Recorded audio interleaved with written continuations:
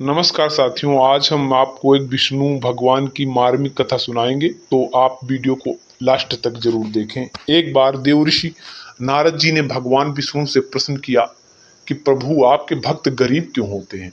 भगवान मुस्कुराकर बोले, नारद जी, मेरी कृपा को समझना बड़ा कठिन है। नारद कहते हैं, ऐसी क्या बात है जो समझ में नहीं आएगा। विष्णु जी मुस्कुराकर बोले, चलो तुम ही देख लो।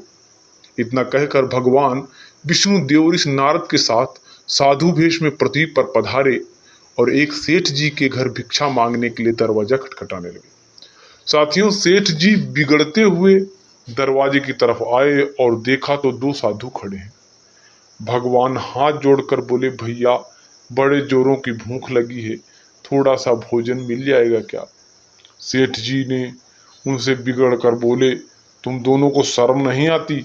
तुम्हारे बाप का माल है, हट्टे कट्टे हो कर्म करके खाने में शर्म आती है। जाओ जाओ, किसी होटल में खाना मांगना। देवऋषि नारद जी बोले, देखो प्रभु, ये आपके भक्तों और आपका निरादर करने वाला ये सुखी प्राणी है, इसको अभी आप श्राप दीजिए। नारद जी की बात सुनते ही प्रभु ने उस सेठ को और अधिक धन संपत्ति बढ़ाने वाला वरदान दे दिया। नारद जी ये देख आश्चर्यचकित रह गए। इसके बाद भगवान नारद जी को लेकर एक बुढ़िया मैया के घर में गए। बुढ़िया की एक छोटी सी झोपड़ी थी जिसमें एक गाय के अलावा और कुछ भी नहीं था। जैसे ही भगवान ने भिक्षा के लिए आवाज लगाई, बुढ़िया मैया बड़ी खुशी के साथ बाहर आई। उसने प्रसन्न होकर दोनों संतों को आसन देकर बिठाया और उनके पीने के लिए दूध लेकर आई और बोली, प्रभु, मेरे पास और कुछ नहीं है, इसे ही स्वीकार कर लीजिए। भगवान ने बड़े प्रेम से स्वीकार किया। देव ऋषि नारद जी ने भगवान से कहा, प्रभु, आपके भक्तों की इस संसार में देखो कैसी दुर्दशा है, मेरे पास तो देखी नहीं जाती। ये बेचारी बुढ़िया मैया आपका भजन करती हैं और अतिथि सत्कार भी करती हैं।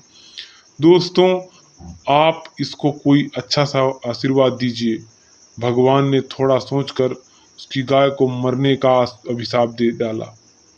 ये सुनकर देव ऋषि नारद जी क्रोधित हो बिगड़ गए और कहा, प्रभु, आप क्या कर रहे हैं, ये आपका न्याय है। भगवान विष्णु बोले, ये बुढ़िया मैया मेरा बहुत भजन करती है, कुछ दिनों में इसकी मृत्यु हो जाएगी और मरते समय इसको गाय की चिंता सताएगी कि मेरे मरने के बाद मेरी गाय को कौन कसाई ले जाकर काट देगा, मेरे मरने के बाद इसको कौन देखेगा। तब इस मैया को मरते समय मेरा स्मरण न होकर बस गाय की चिंता रहेगी और वो मेरे धाम को न जाकर गाय की योनि में चली जाएगी। उधर सेठ को धन बढ़ाने वाला वरदान इसलिए दिया कि मरते समय धन तथा तिजोरी का ध्यान करेगा और वो तिजोरी के नीचे सांप बनकर जीवन व्यतीत करेगा। प्रकृति का नियम है, जिस चीज में अति लगाव रहेगा, ये जीव मरने के बाद वही जन्म लेता है और बहुत दुख भोगता है। अतः आप अपना चिंतन प्रभु की तरफ अधिक करिए। अगर आपको कहानी समझ में आई है तो कमेंट में राधे राधे जरूर लिखिए। नमस्कार।